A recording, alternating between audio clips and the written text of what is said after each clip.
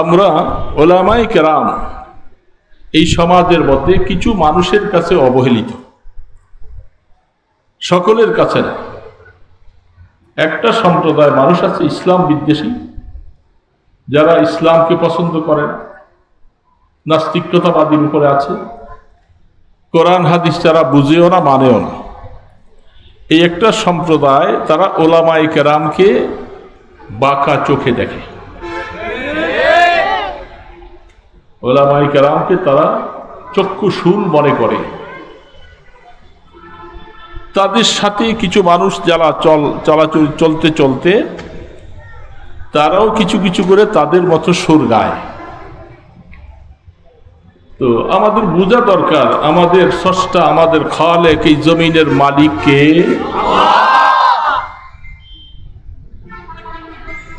তিনি এই জমিনটাকে সুন্দরভাবে পরিচালনা করার জন্য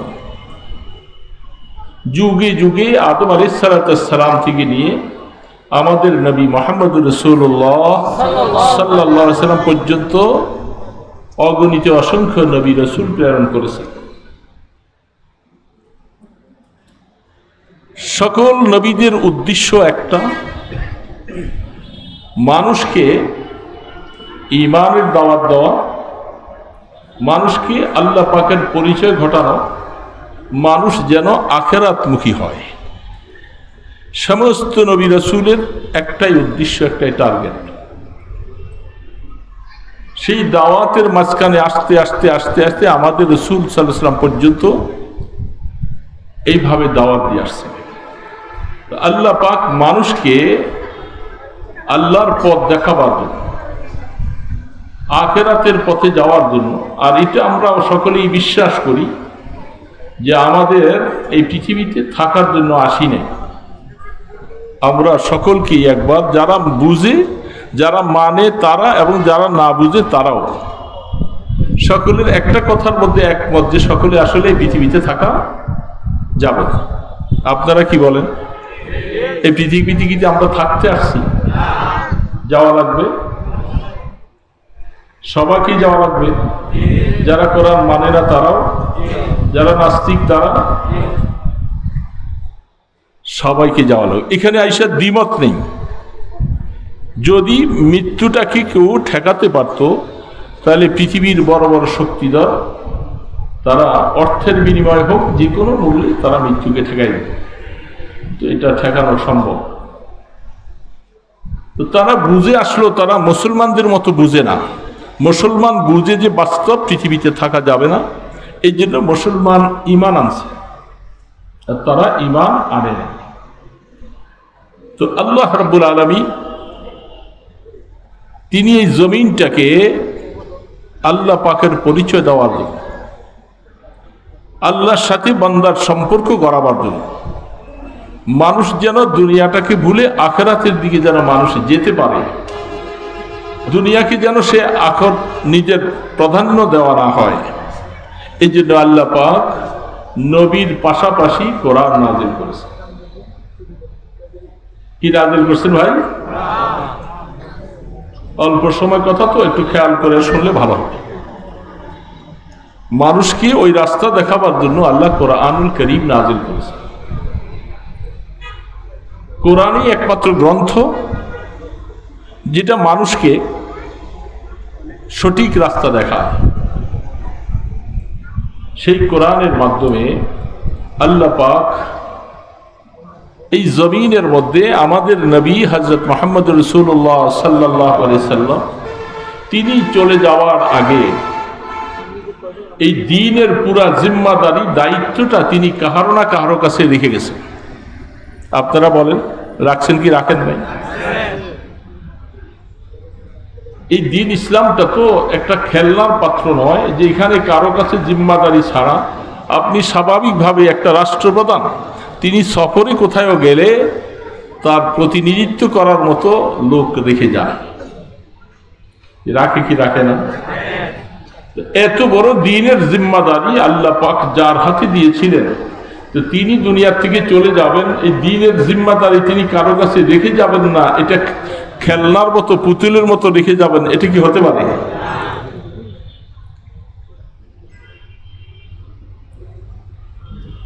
আল্লাহু আকবার। আল্লাহ সুবহানাহু ওয়া তাআলা বুঝে শুনে মেহেরবানি করে রাসূলের মাধ্যমে, কোরআনের মাধ্যমে এই কথা জানিয়ে দিয়ে গেছেন, এ আনেওয়ালা কিয়ামত পর্যন্ত আমার উম্মতেরা তোমরা শুনে রাখো, এই দ্বীনের জিম্মাদারি আমি এইভাবে রেখে যাই নাই, আমি নির্বাচন করেছি, আমি আল্লাহ আমার বন্ধুর মাধ্যমে, কোরআনের মাধ্যমে কিয়ামতবাসী, কিয়ামত পর্যন্ত মানুষকে আমি জানিয়ে দিয়ে গেলাম যে তাদের হাতে আমার পুরা দ্বীনের জিম্মাদারি রেখে গেলাম। এরা হলো আল উলামা ওয়ারাসাতুল আম্বিয়া।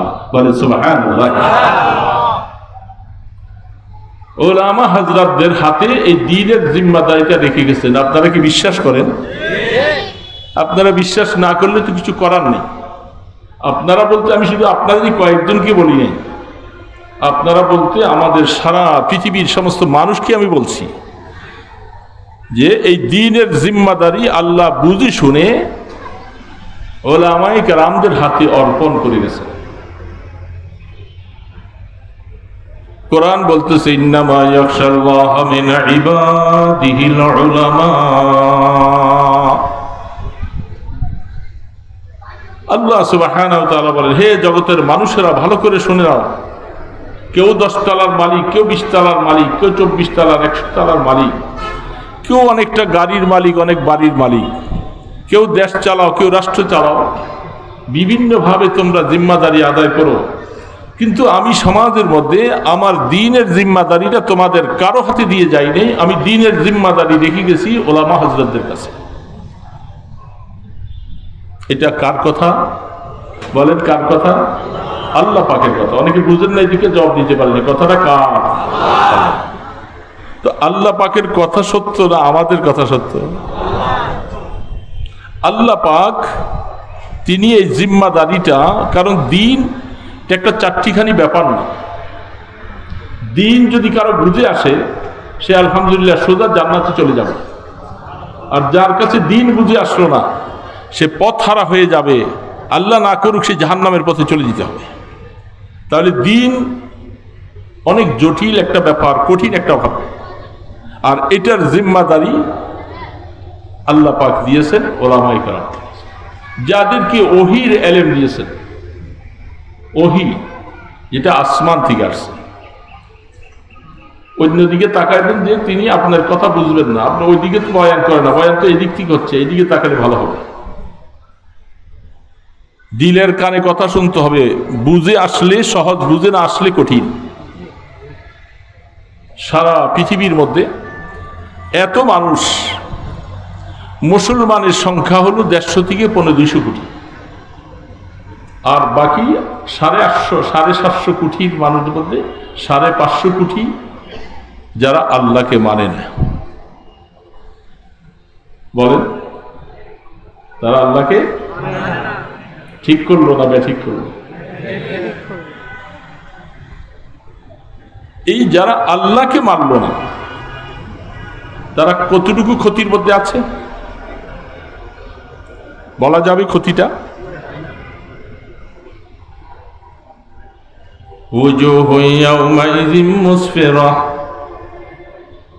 ضاحكة مستبشرة ووجوه يومئذ عليها غبرة ترهقها قترة أولئك هم الكفرة الفجرة। আমার আল্লাহ পাক বলে, কিয়ামতের ময়দানে একদল মানুষ যারা ঈমান আনছ, বুঝে শুনে যারা আল্লাহকে আল্লাহ বলে স্বীকার করলা, নিজের জীবনটা ওই রাস্তায় যারা কাটাইতেছ, উলামায়ে কেরামদের কথা মতো তুমি কোরআন হাদিস মতো জীবন চালাও, দুনিয়ার হায়াত যখন শেষ হয়ে যাবে, কিয়ামতের ময়দানে যখন উঠবা, আমার আল্লাহ পাক বলতেছে তোমাদের চেহারাটা এত সুন্দর হবে যা কোনোদিন কল্পনা করা যাবে না।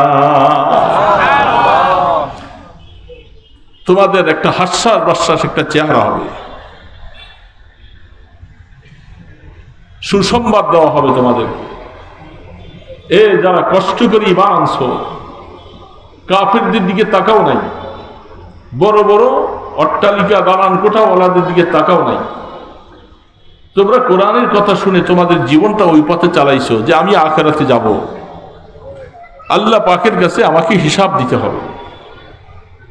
সেই কথাটা মনে করি যারা কষ্ট করে ইমানটুকু ধরে রাখছো, বড় বড় শক্তিধর যারা রাষ্ট্র চালায়, সারা পৃথিবীটাকে অশান্তি করে রাখে, তাদের চেহারা কিছু কিছু মানুষ দেখা যায় ওদেরকে আল্লাহ বানাবার সময় সাদা চামড়া বানাইছে। তারা এর মধ্যেও আল্লাহর সাথে হিংসা। কতগুলি জিনিস আছে আল্লাহ পাকের সিফাতের মধ্যে বান্দাকে আল্লাহ দিয়েছেন যেগুলি গায়রে ইখতিয়ারি জিনিস, যেটার মধ্যে বান্দার কোনো হাত নেই। একজন মানুষ সুন্দর, তাকে দেখে আরেকজন ঈর্ষান্বিত হলো, তাকে বানাইছে আল্লাহ কালো। সে এখানে টাকার বিনিময়ে হিংসা করে সেই মানুষটা কি সুন্দর হইতে পারবে? এটা গায়রে ইখতিয়ারি বলা হয়। এটার মধ্যে বান্দার কোনো হাত নাই, এটা আল্লাহ পাকের তরফ থেকে একজনকে সুন্দর একজনকে বানাইছে। তারা এই সাদা কালোর মধ্যেও তারা হিংসা করে মারামারি করে কত মানুষকে মেরে ফেলছে। শ্বেতাঙ্গ আরেকটা কৃষ্ণাঙ্গ, দেখেন, অথচ সৃষ্টি আল্লাহ পাকের। বেলাল হাবশী রাদিয়াল্লাহু তাআলা আনহুর নমুনা দেখাইছেন সারা বিশ্ববাসীকে রাসূল। আল্লাহ পাক দেখাই দিলেন যে যেখানে সবার থেকে চেহারায় নমুনায় দেখায় শোনায় সবচেয়ে একজন নিকৃষ্ট মানুষ ছিল, সেই মানুষটাকে ইসলামের বদৌলতে তার সম্মান কত, যার সম্পর্কে বলা হচ্ছে সাইয়্যিদুনা বেলাল। সাহাবায়ে কেরাম যাকে বলছেন যে আমাদের সর্দার, আমাদের নেতা, ইসলাম প্রভেদকে একেবারে ধ্বংস করে দিয়েছে, সাদা কালোর প্রশ্নকে ইসলাম মিটিয়ে দিয়েছে। মসজিদে নববীর মুয়াজ্জিন বানাই দিলেন। রাসূল বলেন আমি মেরাজে যাওয়ার পরে বেলাল তোমার পায়ের জুতার আওয়াজ শুনতেছি আমি। আল্লাহ পাক প্রভেদ রাখছে? প্রভেদ রাখে। সাদা কালোর মধ্যে কোনো তারতম্য আল্লাহ রাখেননি। তোমাদের মধ্যে কে সুন্দর, কে কালো, কে কুশ্রী, কে লুলা, কে ল্যাংরা, কে অন্ধ, আল্লাহ পাক বলে এটা আমার সৃষ্টি, এটার মধ্যে কারো হাত নেই। ইন্না আকরামাকুম ইনদাল্লাহি আতকাকুম। হ্যাঁ, আমার কাছে দেখার বিষয়, তুমি সুন্দর চেহারা হয়েও যদি তুমি ঈমান না আনো, আমল যদি ভালো না করো, আর আরেকজন কালোওয়ালা সে ঈমান এনে আমল ভালো করে সে জান্নাতি হয়ে যাবে আর তুমি জাহান্নামে চলে যাবে। এই জন্য আল্লাহ পাক বলতেছে ওয়াজুহু ইয়াওমাইযিন মুসফিরা যাহিকাতুম মুস্তাবশিরা ওয়া ওয়ুজুহু ইয়াওমাইযিন আলাইহা গাবারা তারহাকুহা কাতারা উলাইকা হুমুল কাফারাতুল ফাজারা। আল্লাহ পাক বলে এই বিশ্বের 750 কোটি মানুষের মধ্যে 550 কোটি অমুসলমান কাফের বিভিন্ন ধর্মাবলম্বী, তোমরা মনে রাখো কিয়ামতের ময়দানে তোমরা এত কুৎসি এবং কালো চেহারা নিয়ে উঠবে, তোমাদের চেহারা দেখি বোঝা যাবে তুমি কি জাহান্নামী না জান্নাতি। অন্ধকারের রাত্র, অমাবস্যার রাত্র যেমন মানুষকে ঢেকে রাখে, চেহারার মধ্যে এরকম ঢাকা থাকবে। আল্লাহর কোরআন বলতেছে তাহলে পৃথিবীর মধ্যে তোমরা খুব কিছু করলেও মনে রাখা লাগবে পরিণতি তোমাদের খুব খারাপ, পরিণতি। তাহলে দুনিয়ার মধ্যে তারা খুব কিছু করলেও মৃত্যু যেহেতু অনিবার্য, মৃত্যুর পরে বুঝবা কত মজা, কত। এই জন্য আল্লাহ রাব্বুল আলামিন আমরা যারা ঈমানদার মুসলমান, যারা স্কুলে হোক, কলেজে হোক, ভার্সিটিতে হোক, ব্যবসায়ী হোক, যে কোনো লাইনের হন না কেন, আল্লাহ যাকে ঈমান নসিব করেছেন, ঈমানের দৌলত দান করেছেন, সে সারা পৃথিবীটাকে একদিকে রাখলে ঈমানের দাম হবে না, খোদার কসম।